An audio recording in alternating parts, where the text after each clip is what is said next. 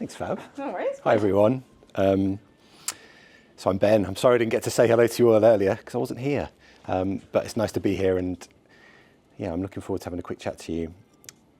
So I'm a window cleaner, and I also run a copywriting agency, and I also co-host a podcast with that beautiful human being over there. But I've worked for myself in one way or another for 20 years. Normally at this point I go, you can't tell because of the face cream, but I've got a 4-month-old and I feel like I look worse than my age at the moment. So as somebody who's worked for themselves, I love meeting other people that work for themselves. I hope most people here work for themselves. I'm always interested in the why people start working for themselves. And when I meet people that are employed, I'm always thinking to myself, I can see why you're employed, but why don't you just do this for yourself? I don't have really an employee attitude anymore. It's a long time since I had a job, a proper job. And yeah, I kind of feel like I'm not employable anymore, and you probably, maybe you feel the same. But especially I'm interested in the reasons why people start working for themselves. So I've set Fab up here. Fab, if I asked you this sentence, if I asked you to finish the sentence, I started working for myself because, how would you finish that? So I started working for myself because I wanted to build a life on my own terms, in business and everything else. Yep, love it. Does anybody else feel brave enough to share why they started working with themselves? Please. I started working for myself because I liked doing stuff, not managing people doing stuff. Not managing people doing stuff, yeah, I like that. Anyone else? Penny, come on, you. I started working for myself in complete honesty because I wanted to go travelling and I couldn't do it as a job. Love it. Thank you. Great reasons. They resonate with me, definitely. I started working for myself after I got my dream job. So when I was younger, all I wanted to be was a sports reporter. I loved sport. I still love sport. I wanted to be a reporter. I really wanted to be a commentator, but I couldn't really see the route. I thought if I start off as a sports reporter, then maybe that can be a little route in. So I didn't go to uni. At 19, I talked myself into a job on the sports desk of a small publishing company near where I lived. I thought, this is it, this is the dream. Writing about sport, going to watch sport, talking about sport. When I was really little, I used to commentate on our family's activities. So we'd be walking around and my older sister would be going, shut up, and I'd just be commenting, McKinney's doing this, going there. She called me Action Replay. That was my nickname when I was little. So at 19, I got my dream job and I was this sports reporter. Amazing. Have you ever achieved a goal and then when you've got it or when you've had it, you find out that actually it's a bit naff and it's not really what you expected? So those sports that I was going to watch were played on just windy village greens. Freezing cold winter, horrible, stood there on my own with nobody, there'd be nobody else there, not even the man and the dog. They'd be played by people who were probably then my age now and my weight now. So translation, old and slow. The reports that I wrote would get cut to probably 50 words by my grumpy, miserable editor who would mumble into his soup about apostrophe use. And we didn't have a swear jar in the office, we had an apostrophe jar, which I had to fill in quite regularly. I just realised it wasn't really what I wanted to do. It wasn't what I expected. It just didn't feel right. And I thought to myself, well, like, what I really do want to be is my own boss. And the reasons I wanted to be my own boss, I asked you your reasons. My reasons were partly financial, cash.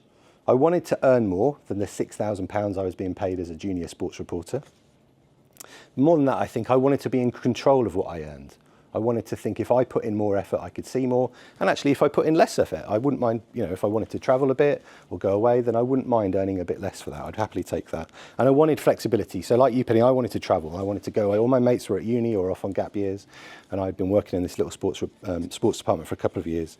I wanted to travel and I wanted to be able to say yes to opportunities. That was a big thing for me. Often when you feel like you're in something, you can't say yes to some things that come up. So I want to separate at this point reasons from goals.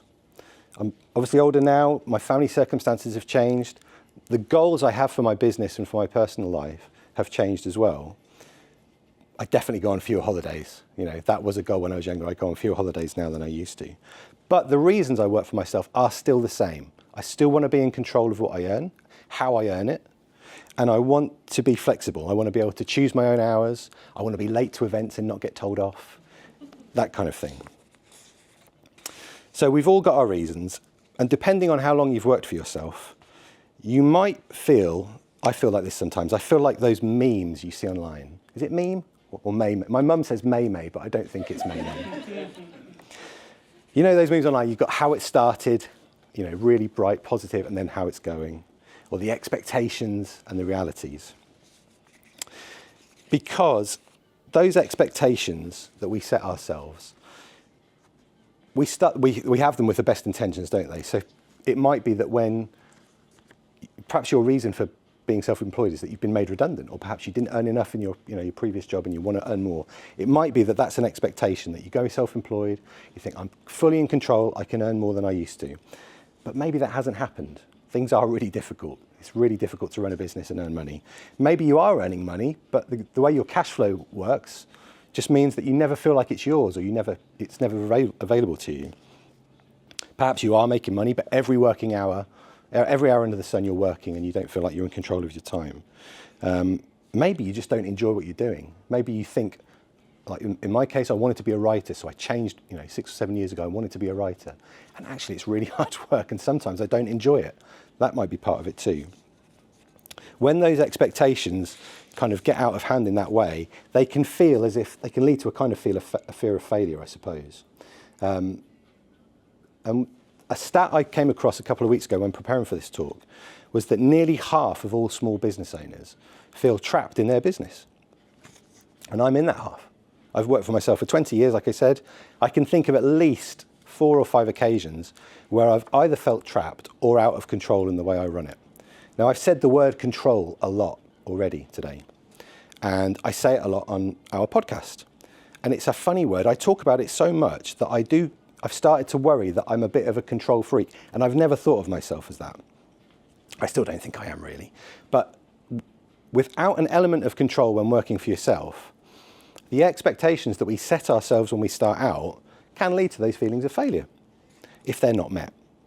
And the problem when we work for ourselves is that it's really easy for the control in your business to be given to somebody else willingly. And it's a baddie, a nemesis. It's your customers. And that sounds ridiculous, doesn't it? Because we all need clients. Whatever business you do, you've got clients, I'm sure. And one of the 2 most important things in your business is cash, and cash comes from your clients. But the other important thing in your business is time. I'd say that time is probably your most valuable resource. And if the need for the cash has started to outweigh the time that you have and your level of control on time, you can feel trapped or out of control. So I've got a really obscure movie reference here. I used to be a big fan of movies. I don't get to watch them too much anymore.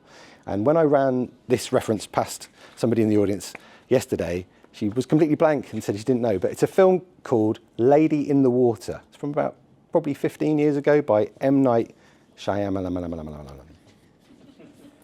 I can't remember the premise of this one character, but there's a guy in the movie who I think he's trying to set a world record.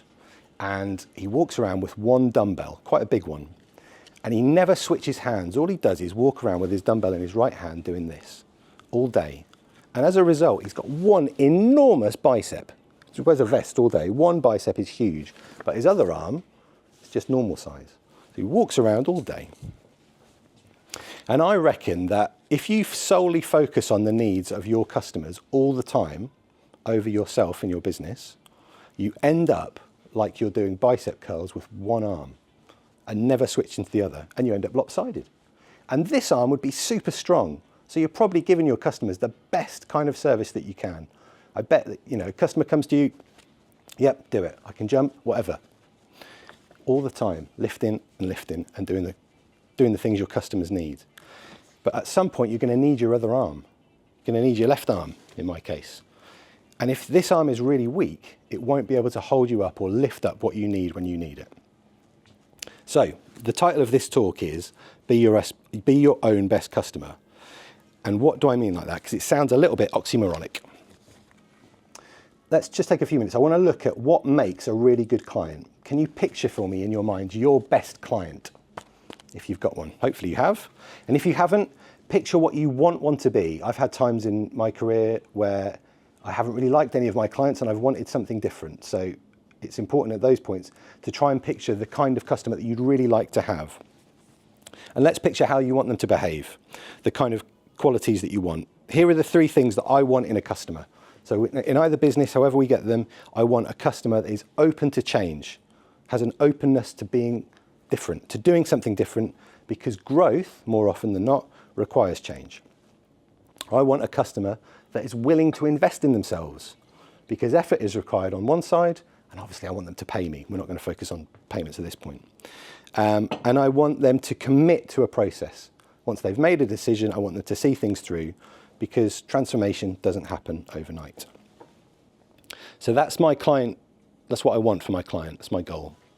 But I'm going to flip those qualities onto myself when I run my own business. So the first one was openness to change. And when I talk to clients and say, I think you need to change something, often they're looking so closely on the macro level of the way they run their business that they can't see it.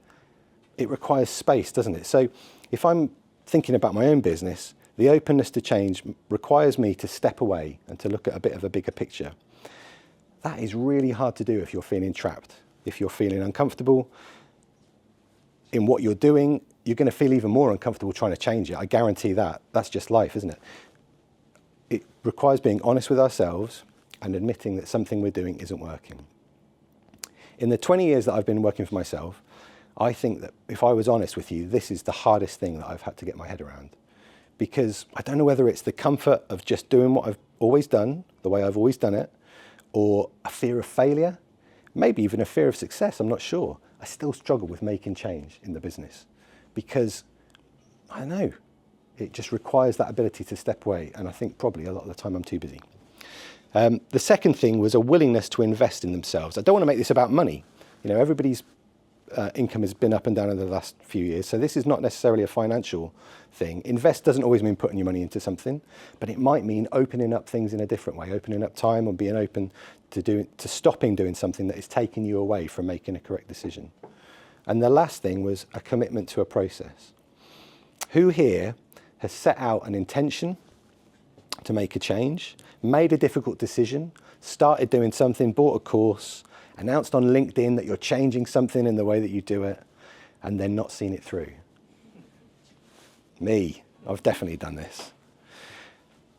And the question I would ask at this point is why? Because if we flip it back round again, if we talk about the way that we deal with our customers, these are probably the things we would say to them. We'd say, why? Why won't you do this? And I guarantee, doing another flip, that's the last flip, you would do it for your customers, or you would encourage your customers to do those things. But it's much harder to make that decision and encourage yourself to do it and to see it through. So I'm going to wrap up a little bit because I feel like those are the 3 key questions that I ask myself. Those are the 3 key questions that I have the hardest time answering. There are lots of other questions that we ask ourselves in business in terms of, time and money. And obviously we want clients to pay us, we want clients to treat us well, and we want clients to respect the way that we work and respect our boundaries. Those are things as well when it comes to being, your own best customer. They're important too. But these 3 things, openness to change, a willingness to invest in yourself, and a commitment to a process. I feel like those are the things that if you're struggling with your business at the moment, if you're new in a business, if you're doing something new and you're wondering whether it's working, whether you want to see it through, or if you're thinking about changing something yourself, respect your time, respect the way that you work, and be your own best customer. That's all I've got for you today. Thank you.